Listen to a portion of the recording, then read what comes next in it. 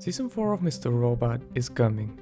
There's already a teaser out, it's gonna be a Christmas themed season, and there's some things we need to discuss and to keep in mind for the final season. Last season ended in spectacular fashion. It felt like a series finale. Almost all story arcs got resolved in such a way, and shit, we got a lot of answers and a lot of crazy ass theories put to rest. Time travel theories, that Tyrell and Elliot are the same person theories, that overall a much more grounded in reality show, especially after season 2's dip into Twin Peaks territory. However, there's still some crazy ass theories that I want to talk about. There's actually some Reddit posts on this one. I'm not the only one that noticed that Mr. Robot doesn't remember telling this to Tyrell.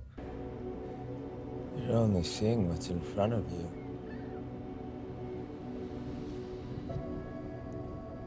You're not seeing what's above you.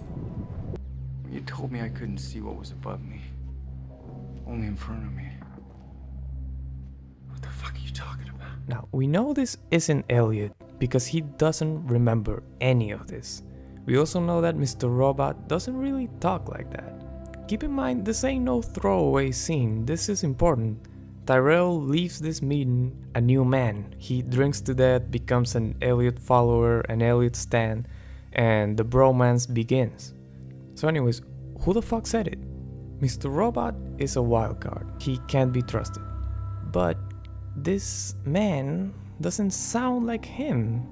This is him before. As soon as the tabulations are over with, You'll know that telling anyone about this does neither one of us any good. In fact, you'll realize that the only thing to do in your position when it comes to me It's nothing.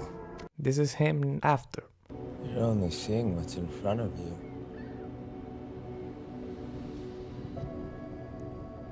You're not seeing what's above you. You know how in Red Dragon, the movie with Ed Norton, spoilers for that fucking movie, the killer has his personality, her Grandma personality, and the Red Dragon. So 3 personalities. Well, what if this third personality is aware of the other 2? Like a super Elliot, confident and with the power to have people under his command in a cult-like fashion, the way White Rose has over her followers, which in a way kinda leads to theory number 2.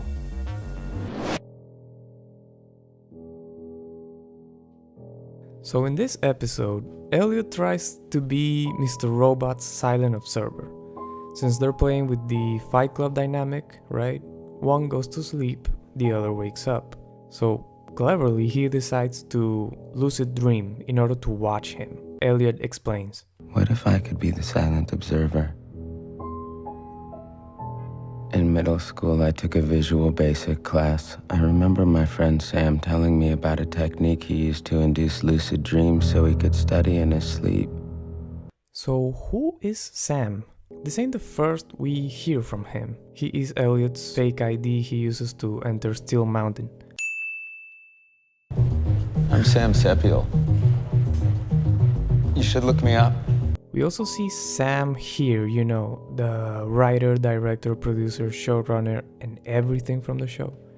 But pay attention to the details, there's a lot of nuance to this line. If you don't study while you're awake, like the rest of us, and find a way to study in your sleep, you are saving time. Conspiracy music. And who is obsessed with time?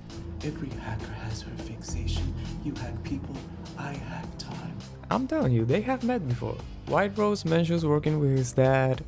Have I ever told you that Mr. Alderson's father used to work for us on this project? Both White Rose and Elliot's mom don't believe in accidents.